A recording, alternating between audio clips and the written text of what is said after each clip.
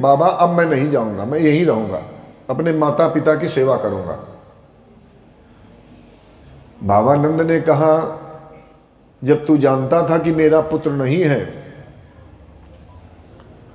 तो तूने मुझसे इतना नेह क्यों बढ़ाया?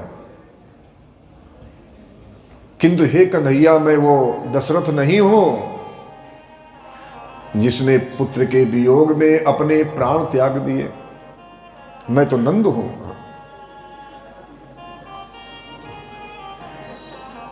अगर मैंने प्राण त्याग दिए तो यशोदा, गोपियां, गौएं, ग्वाल बाल सभी अपने प्राण त्याग देंगे। इसलिए मैं अपने प्राण नहीं त्यागूंगा। भगवान गोविंद ने बाबा को उपदेश दिया है। कहते हैं, बाबा साकार सृष्टि से कहीं बड़ी है निराकार दुनिया। बाबा तुमने हमें अभी तक साकार रूप में देखा है, अब तुम मुझे निराकार रूप में देखिए। तुम जहां भी मुझे बुलाओगे हम तुम्हें वहीं खड़े मिलेंगे। बाबा नंद कहते हैं, कन्हैया गोपियां कहेंगी जब मुझसे गोपियां पूछेंगी कन्हैया को क्यों नहीं लाए, तो मैं क्या जवाब दूंगा? गोपियां कहेंगी जब मुझसे, और गिरिवर को कहां छोड़ आए। जिस समय यशोदा पूछेगी लाला को साथ नहीं लाए, तो मैं क्या कहूंगा उनसे? तब नेह भरे उन हृदयों को मैं किस प्रकार समझाऊंगा। वो अपने नहीं पराए थे, यह कहकर धैर्य बंधाऊंगा।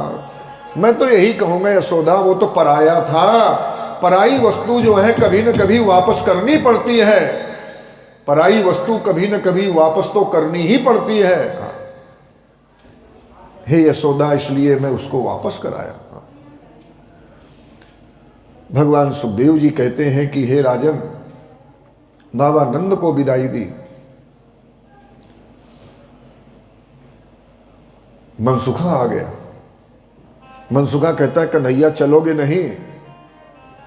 भगवान गोविंद मनसुखा से कहते हैं, मनसुखा मन सुखे न मन सूखा करना, मन सुखे न मन सूखा करना। ये ब्रज ग्वाला ग्वाला ही है, मथुरा का कुंवर नाम का है। ये तो अब भी गोकुल वाला ही है।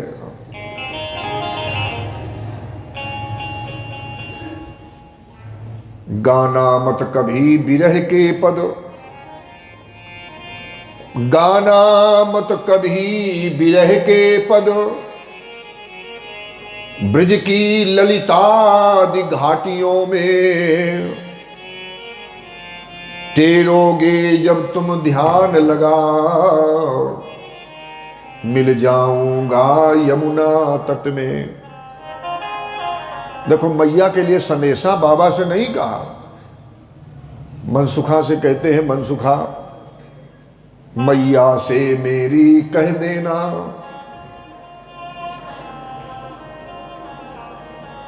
मैया से मेरी कह देना। तेरा ही कुंवर कन्हैया है, देवकी माँ तू मथुरा में है, तू जग में मेरी मैया है। संसार में तो तू ही मेरी माँ कही जाएगी। अब भी मैं तेरे हाथों से माखन और रोटी खाऊंगा। ये नंद नंदन यशोदा नंदन ब्रज नंदन सदा कहाऊंगा। मनसुखा ने कहा, कन्हैया अगर राधा रानी पूछेंगी तो क्या जवाब दूंगा? भगवान कहते हैं, राधे से कहना याद तुम्हें, राधे से कहना याद तुम्हें,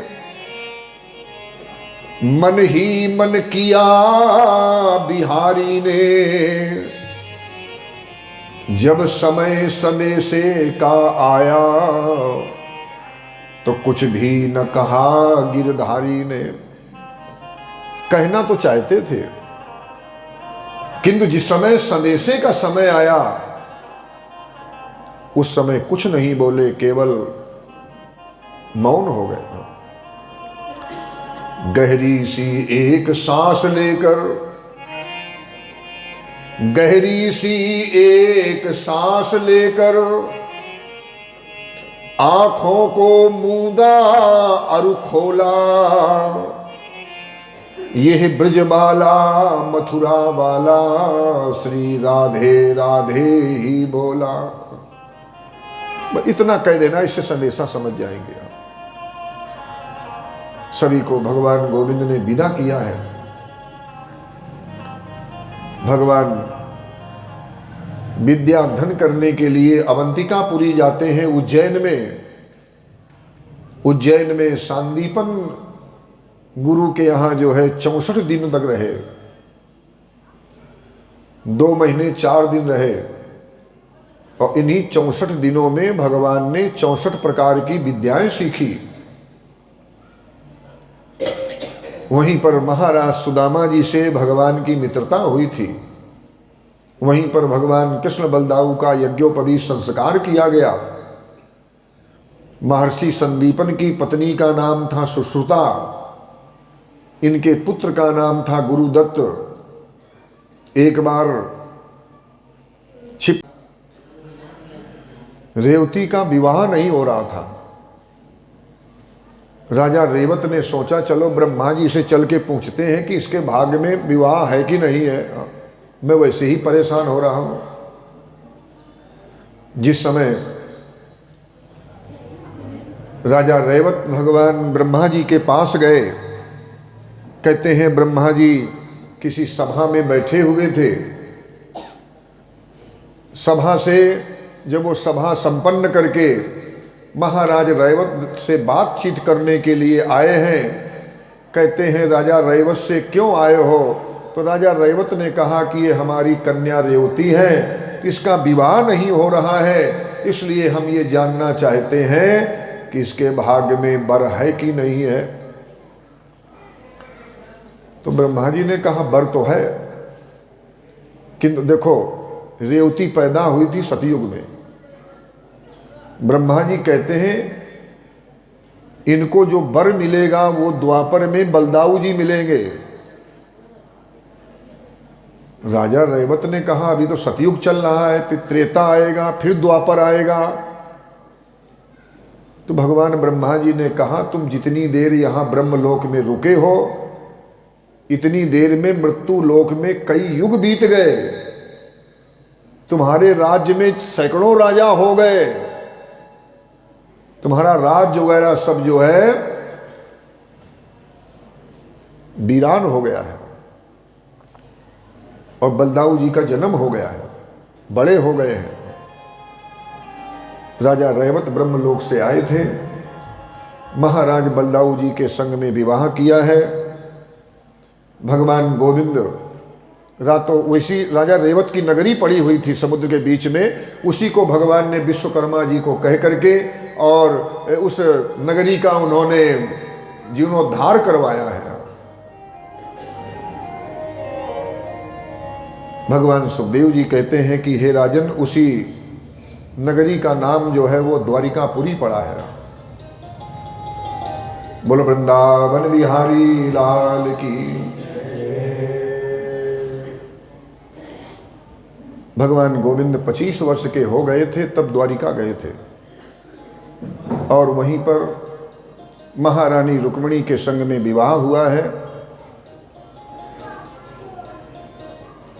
श्री धर्म प्रचार समिति के तत्वावधान में जो ये यज्ञ चल रहा है, यज्ञ में हमारे श्री कर्णदेव काम्बोज जी यज्ञ में पधारे हैं। उनका बहुत बहुत अभिनंदन है, बहुत बहुत स्वागत है। तो 2-4 लाइन का भजन बोलते हैं, फिर वो अभी बैठेंगे, पूछ लेना, अगर जल्दी जाना हो तो फिर कम बैठे तो बाद में कर देंगे, पूछ लो। हरि भज ले, सभी लोग आनंद लें, क्योंकि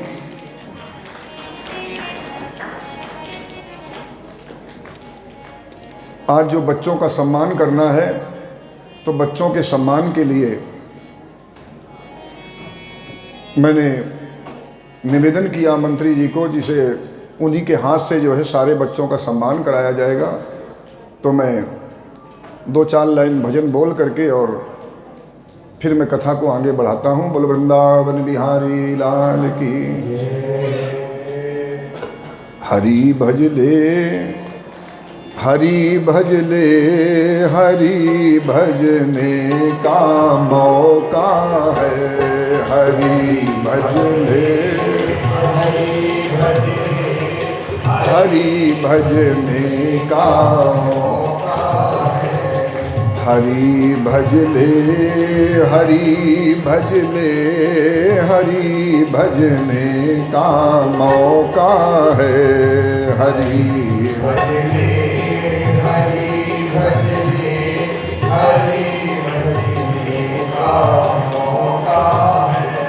बोले वृंदावन बिहारी लाल की। महाभारत के युद्ध में 18 अक्षौहिणी सेना थी।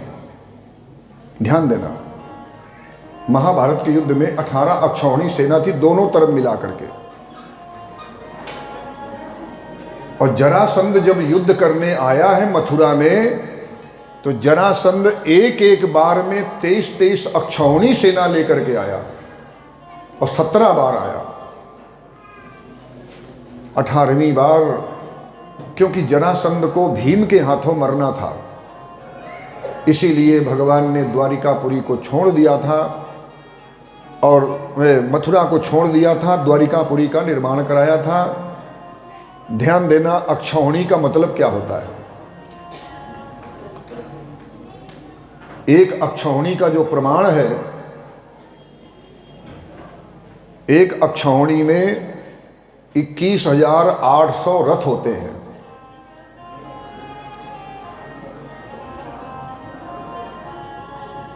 और 21,870 जो है हाथी होते हैं। एक अक्षौहिणी का प्रमाण है। 65,600 घोड़े होते हैं, घुड़सवार होते हैं। और 1,09,350 जो है पैदल सेना होती है। ये एक अक्षौहिणी में होते हैं। यानी एक अक्षौहिणी में 2,18,700 सेना होती है। महाभारत में 18 अक्षौहिणी सेना थी।